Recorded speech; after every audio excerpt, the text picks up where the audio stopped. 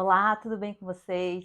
Bom, hoje eu vim aqui para a gente falar um pouquinho sobre o que aconteceu essa semana, esse acidente aí que pegou todo mundo de surpresa, né? Acidente é assim, né? Ninguém espera e eles acontecem não por uma única falha, não por um único motivo, né? São uma sucessão de coisas que acontecem para que ocorra um acidente.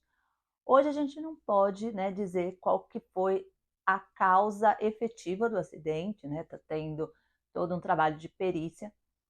A gente fica muito triste, né, quando acontece uma coisa nesse sentido, né? Porque é uma vida que se vai, mas a gente precisa também ver as coisas, né, também por um outro lado, que o acidente poderia ter sido uma tragédia muito maior. Então, todo mundo viu esse vídeo aqui que ficou, né? Todo mundo, meu Deus, olha quanta gente pendurada, que não sei o quê. E que bom que as pessoas ficaram ali penduradas, né?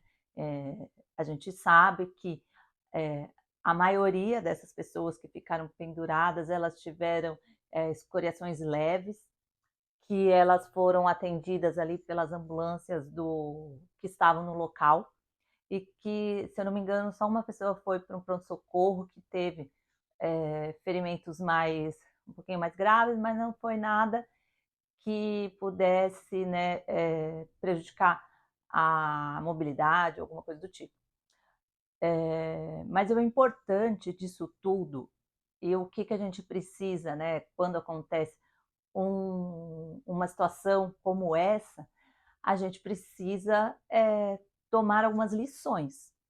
E quando a gente fala de engenharia, quando a gente fala de obra especificamente, a gente precisa entender que obra é um local com um risco muito alto. Não é um lugar extremamente seguro que você pode entrar lá e achar que vai estar tudo ok. A gente precisa conscientizar todos os operários e todas as pessoas que entram no canteiro que a partir do momento que a gente pisa no canteiro, a gente está se colocando numa situação de risco. E por que eu estou falando que a gente precisa se conscientizar disso e que a gente precisa, né, entender melhor sobre isso? Eu não estou querendo causar pânico em ninguém, eu não estou falando que assim, você vai pisar na obra e você vai ter um acidente. Não, não é isso. O que eu estou querendo te dizer é que, a partir do momento que você entra na obra, você pode sofrer algum tipo de acidente. Então, você não pode entrar na obra distraído. Hoje em dia, a gente tem o celular, vocês me veem lá fazendo vídeos, né, mostrando as coisas da obra. Mas a gente precisa ver o que acontece por detrás disso, né? Antes de eu começar a gravar algum vídeo, eu estou vendo eu procuro ver tudo como está ao meu redor, para que eu não sofra nenhum acidente e para que eu também não coloque a vida das pessoas em risco.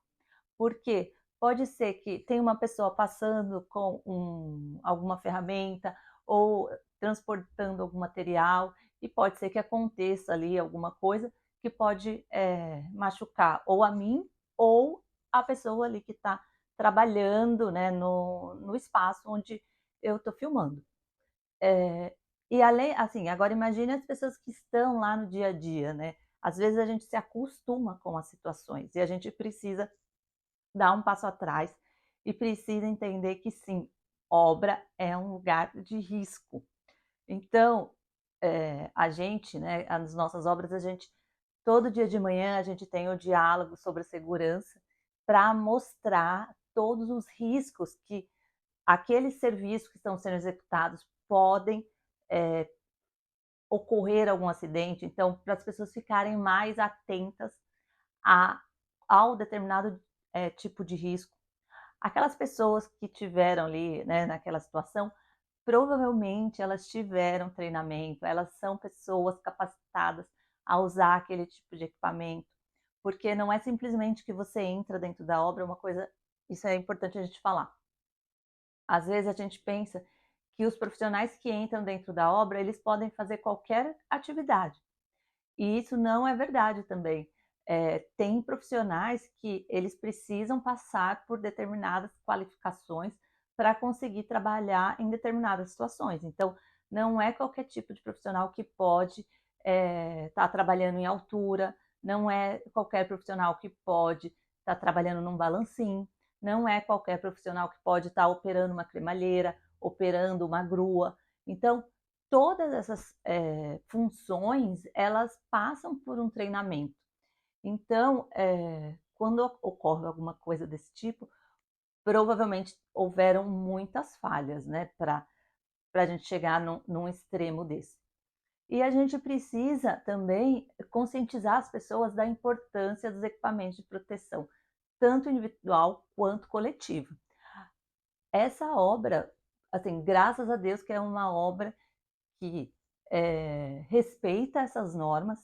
Então, por isso que essas pessoas ficaram lá penduradas e que elas estavam com equipamento, provavelmente todos homologados pelo IPT, tudo estava de acordo, né, com as normas. Por isso que o equipamento aguentou por tanto tempo as pessoas ficarem ali penduradas, esperando o socorro, né, chegar.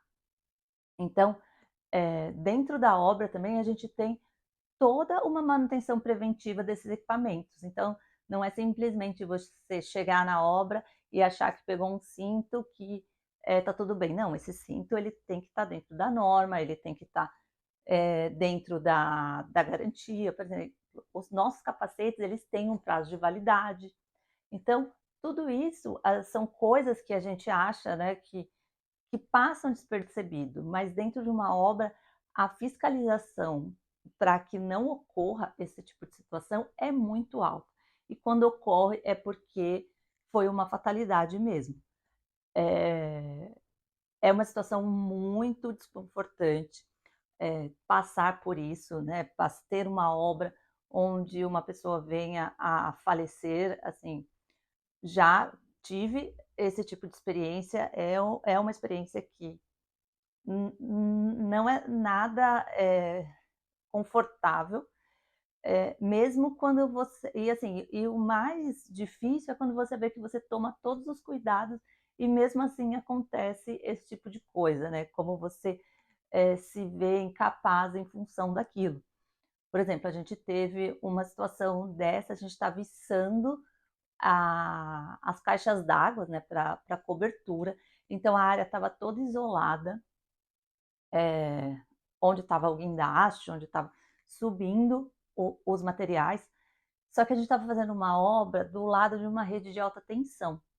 E a gente tem todo um plano, né, de içamento, tem todo um procedimento a seguir. Então, essa área tinha que ficar toda isolada. A gente tinha conversado com a concessionária na época para a gente conseguir, né, montar aí essa estratégia para manter a segurança no canteiro. E foi um dia que o tempo estava meio nublado, a umidade do ar estava muito alta, e uma pessoa ela não respeitou o limite, né, dos locais onde a gente tinha isolado, ela passou, né, ela, ela foi até o local onde ela não poderia estar e houve uma descarga elétrica. Então, assim, não aconteceu nada ao redor ali. Ela, né, por conta, né, da indução, por causa do tempo, do clima, a pessoa recebeu essa descarga elétrica e ela veio a falecer. E na época era uma concessionária de energia que era a sede dela era nos Estados Unidos. Eu tenho um amigo que trabalhava nessa concessionária e ele ficava me ligando para perguntar algumas coisas, porque ele estava mandando um relatório lá para os Estados Unidos para contar o que tinha acontecido. Então, para vocês terem uma ideia da dimensão de quando ocorre um acidente, que não é simplesmente, né, tipo, acabou o acidente ali, então bola para frente, vamos ver o que acontece. Não, tem toda uma perícia, né? A obra às vezes fica até embargada por bastante tempo, então é muito complicado. E uma coisa que a gente também precisa ter consciência é que não é só o engenheiro da obra que é responsável sobre os acidentes que acontecem dentro do canteiro.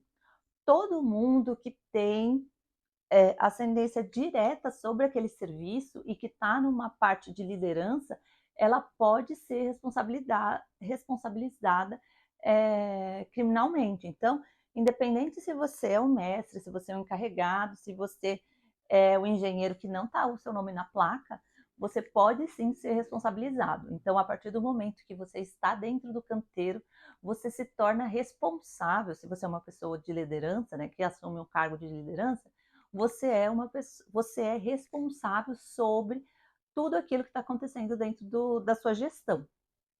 Então, eu às vezes vou, né, às vezes não, né? Eu sempre estou na obra e eu às vezes vejo algumas situações que não pode acontecer, né? Então eu vou lá, eu reclamo, falo, gente, vamos parar agora o serviço porque as pessoas não estão com o equipamento certo. Ah, mas não, que é rápido. Não, não existe rápido, gente. A gente precisa entender que acidente não tem tempo. Então, o acidente pode acontecer numa fração de segundos. Então, vou continuar indo na obra, vou continuar enchendo o saco, porque o serviço não está sendo executado de acordo com as normas de segurança. Porque segurança acho que, o pilar fundamental dentro de uma obra. Não adianta a gente estar com a obra no prazo, não adianta a gente estar com a obra no custo, não adianta a gente ter uma qualidade excelente se a segurança da nossa obra não está acontecendo. Então, a gente precisa entender que, a partir do momento que você é um profissional independente da sua área de atuação na engenharia e que você tem esse papel de estar lá dentro da obra, orientando e cobrando, porque o papel de um gestor, além, assim, é orientar e cobrar. Não é simplesmente estar lá orientando e deixa ver o que vai acontecer. Não, gestor orienta, cobra e vamos ver o resultado. Se a gente não colocar a segurança em primeiro lugar, a gente não vai ter obras eficientes tanto quanto a gente precisa. Então, por menos situações como essa, né, que a gente tem um acidente que venha ocorrer o falecimento de alguém, né, por muito menos, né, não desejo isso para ninguém, e por muito mais segurança dentro do canteiro, né, vamos entender que, sim, pode ocorrer acidentes, mas vamos sim estar preparados para que, caso ocorra um acidente, a gente esteja usando equipamentos eficientes que não vão nos deixar machucar, que a gente não vai sofrer nenhuma ocorrência aí que vai poder acabar com um final trágico. Então, era isso que eu queria dizer para vocês. Vamos a cinto, vamos a bota, vamos a capacete e vamos tornar nossas obras mais seguras.